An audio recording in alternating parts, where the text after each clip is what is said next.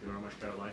Is the United States in the process of pulling out of Syria militarily? Because the President wanted to do that in his first term as well, and he had a lot of pushback from the Pentagon and Congress. And based on what he said yesterday, is he considering doing that in a short time? The President was asked and answered this question yesterday, and he, as the Commander-in-Chief of the United States military, reserves the right to review troop deployments overseas at any point in time. Is that a topic right now? Yes. Thank you.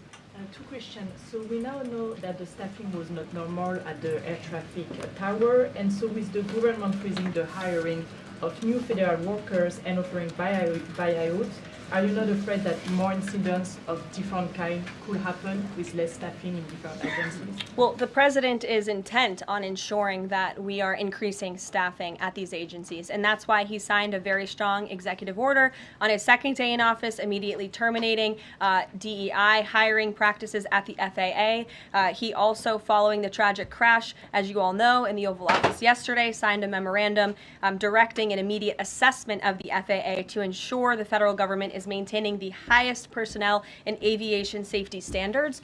And I would also just say there's a cultural piece to this as well.